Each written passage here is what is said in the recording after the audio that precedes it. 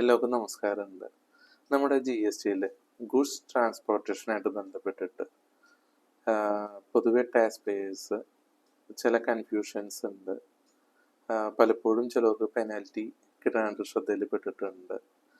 അപ്പോൾ നമ്മൾ മെയിനായിട്ട് എന്തൊക്കെ ഡോക്യുമെൻറ്റ്സ് ആണ് ഗുഡ്സ് ട്രാൻസ്പോർട്ടേഷനായിട്ട് ബന്ധപ്പെട്ടിട്ട് GSTയിൽ ആവശ്യമുള്ളത്? 50,000 രൂപ അതിന് മുകളിലുള്ള ഏതൊരു ഗുഡ്സും ഒരു ഇൻവോയ്സിൽ 50,000 രൂപയ്ക്ക് മുകളിൽ വരികയാണെങ്കിൽ നിർബന്ധമായിട്ടും നമ്മൾ EWA ബില്ല് എടുക്കണം. EWA ബില്ല് എന്തിൻ്റെ മുകളിൽ വേണം എടുക്കാൻ? ടാക്സ് ഇൻവോയ്സ് നിർബന്ധമായിട്ടും, അല്ലെങ്കിൽ ബിൽ ഓഫ് സപ്ലൈ നിർബന്ധമായിട്ടും. റിലേറ്റഡ് ഒക്കെ ആണെങ്കിൽ ബിൽ ഓഫ് സപ്ലൈ എന്തായാലും നിർബന്ധമായിട്ടും കയ്യിലുണ്ടാവണം, അല്ലെങ്കിൽ ടാക്സ് ഇൻവോയ്സ് കയ്യിലുണ്ടാവണം. ഇതിൻ്റെ അടിസ്ഥാനത്തിൽ മൂവ്മെന്റ് ഓഫ് ഗുഡ്സിന് നിർബന്ധമായിട്ടും EWA ബില്ല് എടുക്കണം. 50,000 രൂപയ്ക്ക് മുകളിലുള്ള ആൾക്കാരാണ് ഇൻവോയ്സ് 50,000 രൂപയ്ക്ക് മുകളിൽ വരികയാണെങ്കിൽ. ഇനി കഴിഞ്ഞ വർഷം 5 കോടിക്ക് മുകളിൽ സെയിലുള്ള ആൾക്കാരാണെങ്കിൽ നിർബന്ധമായിട്ടും ഈ ഇൻവോയ്സും കയ്യിലുണ്ടാവണം. ഈ ഇൻവോയ്സ് B2B സപ്ലൈസിനെല്ലാം തന്നെ ഈ ഇൻവോയ്സ് നിർബന്ധമാണ്. 50,000 രൂപയ്ക്ക് മുകളിലുള്ള എല്ലാ മൂവ്മെന്റ് ഓഫ് ഗുഡ്സിനും EWA ബില്ല് നിർബന്ധമാണ്. ഇത്തരം ഡോക്യുമെന്റ്സ് ഗവൺമെന്റ് ടാക്സ് ഇവേഷൻ ഇല്ല എന്ന് ഉറപ്പാക്കാൻ വേണ്ടിയിട്ട് ഗവൺമെന്റിനെ സഹായിക്കുന്നതാണ്. ഒരു ടാക്സ് പെയർ ഗുഡ്സ് കൊണ്ട് മൂവ്മെന്റ് സ്റ്റാർട്ട് ചെയ്യുമ്പോൾ തന്നെ അതിന് മുമ്പേ തന്നെ ഗവൺമെന്റിന് ഇൻഫോം ചെയ്യാണ്, ഇത്രയ്ക്ക് ക്വാണ്ടിറ്റിയിലും ഇന്ന HSM കോഡിലും ഇന്ന GST റേറ്റിലും ഇന്ന ഇൻവോയ്സ് നമ്പറുള്ള സാധനങ്ങൾ ഇന്ന സ്ഥലത്ത് നിന്ന് ഇന്ന സ്ഥലത്തേക്ക് ട്രാൻസ്പോർട്ട് ചെയ്യുന്നു എന്ന് ഗവൺമെന്റിനെ ബോധ്യപ്പെടുത്തുകയാണ്. അത് ടാക്സ് ഇവേഷൻ ഇല്ലാതെയാക്കാൻ ഗവൺമെന്റിനെ സഹായിക്കുന്നു. ഗവൺമെന്റിന്റെ റവന്യൂ ഗവൺമെന്റിന് ഉറപ്പുവരുത്താൻ ഗവൺമെന്റിനെ സഹായിക്കണം.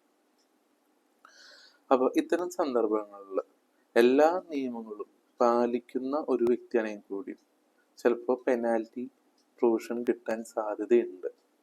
ആ സാഹചര്യങ്ങൾ എപ്പോഴാണെന്ന് നോക്കാം. നമ്മൾ പ്രാക്ടിക്കൽ കാര്യങ്ങൾ കൂടിയാണ് ഇവിടെ മെയിനായിട്ട് ഡിസ്കസ് ചെയ്യുന്നത്. അപ്പോൾ ഒരാൾ ടാക്സ് ഇൻവോയ്സ് എടുത്തു, അല്ലെങ്കിൽ ബിൽ ഓഫ് സപ്ലൈ ഉണ്ടാക്കി ഡോക്യുമെന്റ്, അല്ലെങ്കിൽ ഡെലിവറി നോട്ട് ഉണ്ടാക്കി. ഡെലിവറി നോട്ട് പറഞ്ഞാൽ മൂവ്മെന്റ് ഓഫ് ഗുഡ്സ്. ഇപ്പോൾ നമ്മൾ തന്നെ ഒരു സ്ഥലത്ത് നിന്ന് വേറൊരു സ്ഥലത്തേക്ക് ഗുഡ്സ് മൂവ്മെന്റ് ചെയ്യണേനെ, ഒരു ഗോഡൗന്ന് മറ്റൊരു സ്ഥലത്തേക്ക് ഗുഡ്സ് മൂവ്മെന്റ് ചെയ്യണേ ഡെലിവറി നോട്ട് എന്ന് പറയുന്നത്. അപ്പോൾ ഈ ഒരു ഡോക്യുമെന്റ്സ് അല്ലെങ്കിൽ ടാക്സ് ഇൻവോയ്സ്, അല്ലെങ്കിൽ ബിൽ ഓഫ് സപ്ലൈ, അല്ലെങ്കിൽ ഡെലിവറി നോട്ട്, ഇതിൽ ഏതെങ്കിലും നമ്മുടെ കയ്യിൽ ഉണ്ടാവണം. അതിന്റെ അടിസ്ഥാനത്തിൽ നമ്മൾ EWA ബില്ല് എടുക്കണം. ആ EWA ബില്ല് 50,000 രൂപയ്ക്ക് മുകളിലുള്ളപ്പോൾ EWA ബില്ല് നിർബന്ധമാണ്. 50,000 താഴെയാണെങ്കിൽ EWA ബില്ല് നിർബന്ധമല്ല. പിന്നെ ഇൻവോയ്സ് എടുക്കണം. 5 കോടിക്ക് മുകളിൽ, കഴിഞ്ഞ ഫിനാൻഷ്യൽ ഇയറിൽ 5 കോടിക്ക് മുകളിൽ സെയിൽ വന്നിട്ടുള്ള ആളാണെങ്കിൽ എല്ലാ B2B സപ്ലൈസിനും ഈ ഇൻവോയ്സ് നിലവിൽ ബാധകമാണ്. ഭാവിയിൽ ചിലപ്പോൾ അത് B2Cക്ക് വന്നേക്കാം. ഇപ്പൊ നിലവിൽ B2B എല്ലാവർക്കും തന്നെ ഈ ഇൻവോയ്സ് നിർബന്ധമാണ്. അപ്പൊ ഇത്രയും ഡോക്യുമെന്റ്സ് കയ്യിൽ വെക്കണം. അപ്പൊ നമ്മൾ 50,000 രൂപയ്ക്ക് മുകളിൽ തന്നെ അസ്യൂം ചെയ്യുന്നു. അപ്പൊ നമ്മൾ എന്ത് ചെയ്യുന്നു? ടാക്സ് ഇൻവോയ്സ്, അല്ലെങ്കിൽ ബിൽ ഓഫ് സപ്ലൈ, അല്ലെങ്കിൽ ഡെലിവറി നോട്ട്, അതിന്റെ കൂടെ പ്ലസ് EWA ബില്ല് പ്ലസ് ഈ ഇൻവോയ്സ് നമ്മൾ കയ്യിൽ വെക്കണം. എന്നിട്ട് നമ്മൾ മൂവ്മെന്റ് ചെയ്യുകയാണെങ്കിൽ നമ്മൾ മെൻഷൻ ചെയ്തിട്ടുള്ള എല്ലാ പർട്ടിക്കുലേഴ്സും കറക്റ്റ് ആണെങ്കിൽ പിന്നെ യാതൊരു തരത്തിലുള്ള അവിടെ പെനാൽറ്റി ഇല്ല, എല്ലാം സ്മൂത്ത് ആയിട്ട് നടക്കും. ഇനി നമ്മൾ മെൻഷൻ ചെയ്തിട്ടുള്ള കാര്യങ്ങൾ തെറ്റാണെങ്കിലോ, അപ്പോൾ പെനാൽറ്റി പ്രൊവിഷന് സാധ്യതയുണ്ട്. അതിൽ ഫസ്റ്റത്തെ കാര്യം, ഗുഡ്സ് മൂവ്മെന്റ് നടത്തുമ്പോൾ നമ്മൾ ഫിസിക്കലായിട്ട് പ്രിന്റ് എടുത്ത് കയ്യിൽ വെക്കണോ, അത് ഇലക്ട്രോണിക്കലായിട്ട് അത് കയ്യിൽ വെച്ചാൽ മതി എന്നാണ്. ഒരു ഉദ്യോഗസ്ഥന് കാര്യങ്ങൾ വെരിഫൈ ചെയ്യാനും അവർക്ക് വളരെ വേഗത്തിൽ പ്രോസസ് ചെയ്യാനും ഫിസിക്കലായിട്ട് കയ്യിൽ വെക്കുകയാണ് ഏറ്റവും നല്ലത്. കാരണം അപ്പോൾ അവർക്ക് വളരെ വേഗത്തിൽ ഡോക്യുമെന്റ്സ് ചെക്ക് ചെയ്യാനും അത് അനാലിസിസ് ചെയ്യാനും വണ്ടീനെ കടത്തി വിടാനും അവർക്ക് സഹായിക്കും. ഇനി സോഫ്റ്റ് കോപ്പി ആണെങ്കിലും അത് പെർമിഷബിൾ തന്നെയാണ്. ഇതിന് മെയിനായിട്ട് സർക്കുലർ 64/38/2018 GST ഡേറ്റഡ് 14 സെപ്റ്റംബർ 2018 എന്നുള്ള സർക്കുലറിൽ ക്ലിയർ ആയിട്ട് ഇത് ഫിസിക്കലായിട്ട് അല്ലെങ്കിൽ ഇലക്ട്രോണിക് മോഡിലും നമുക്ക് ഡോക്യുമെന്റ് സൂക്ഷിക്കാം എന്ന് പറയുന്നുണ്ട്. നമ്മുടെ ഗവൺമെന്റും ഇത് പ്രകാരം പല ഗവൺമെന്റിന്റെ ചില പ്രസ്താവനകളിലെല്ലാം പേപ്പറിലെല്ലാം ചില ഗവൺമെന്റ് ടാക്സ് പേയേഴ്സിനെ സഹായിക്കുന്ന കാര്യങ്ങൾ സംസാരിക്കുമ്പോഴും ഈ ഇലക്ട്രോണിക് മോഡിലുള്ള പെർമിഷബിൾ ആണെന്ന് പലപ്പോഴും പറഞ്ഞിട്ടുള്ളതാണ്. എന്നിരുന്നാലും ഒരു ഉദ്യോഗസ്ഥൻ അത് വെരിഫൈ ചെയ്യുമ്പോൾ അദ്ദേഹത്തിന് അത് എളുപ്പത്തിൽ കാര്യങ്ങൾ പ്രോസസ് ചെയ്ത് കണ്ടുപിടിക്കാൻ ഒരു പ്രിൻ്റ് ഔട്ട് എടുത്ത് കയ്യിൽ വയ്ക്കുന്നത് വളരെ ഉപകാരമാണ്.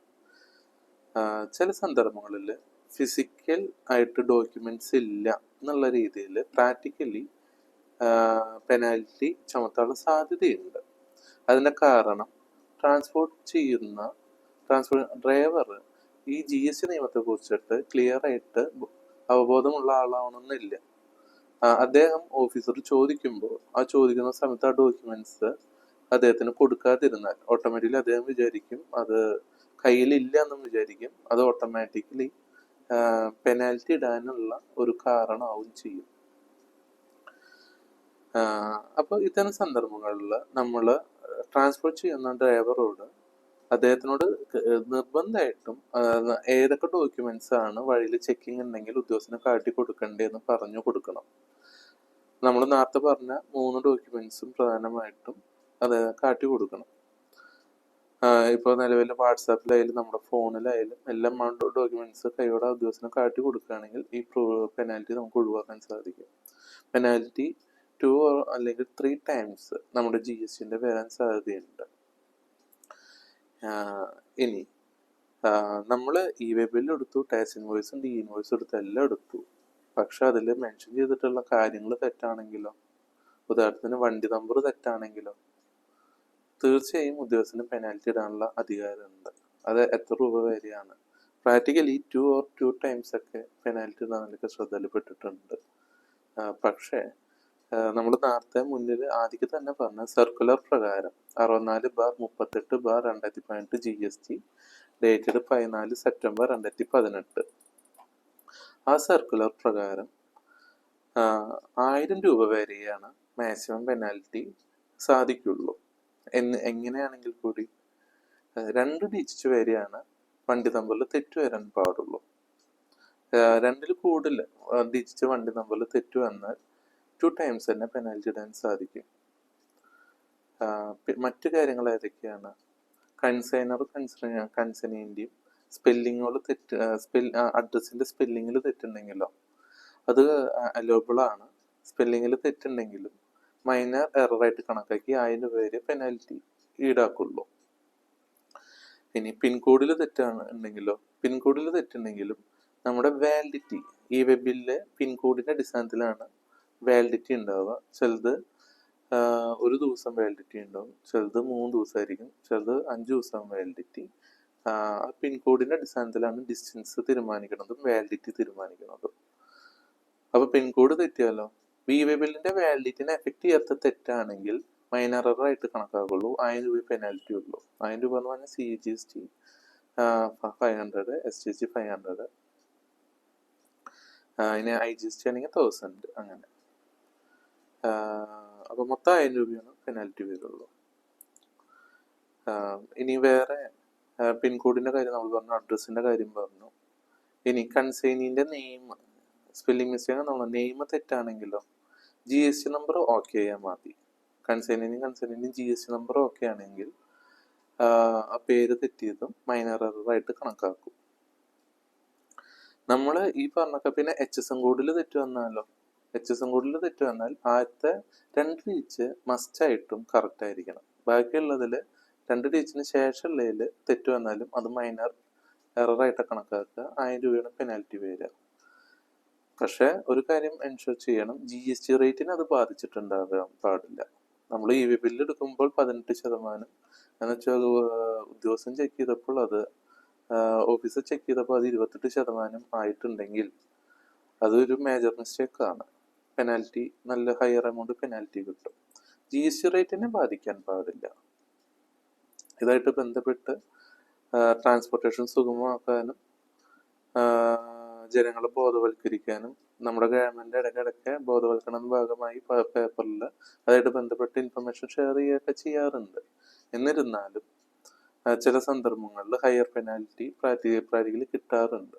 അപ്പോൾ ഈ ഗുഡ്സ് ട്രാൻസ്പോർട്ടേഷൻ ചെയ്യുന്ന അദ്ദേഹം ഡ്രൈവറും പിന്നെ നമ്മുടെ ടാക്സ് പേയറും GST രജിസ്റ്റേർഡ് ആയിട്ടുള്ള ടാക്സ് പേയറും ഈ നിയമങ്ങളെക്കുറിച്ചൊന്ന് ബോധവാന്മാരായിരുന്നാൽ ഹയർ പെനാൽറ്റി ലഭിക്കുന്നതും അതിൻ്റെ മേലായിട്ട് നിയമങ്ങൾ പാലിച്ചിരുന്നിട്ട് കൂടി കൂടുതൽ ടാക്സ് അടയ്ക്കേണ്ട ബർഡൻ ഒഴിവാക്കുന്നതിനും ബിസിനസ് ഒന്നുകൂടി സുഗമമായിട്ട് കൊണ്ടുപോകുന്നതിനൊക്കെ ഈ ഒരു അറിവ് സഹായമാകും.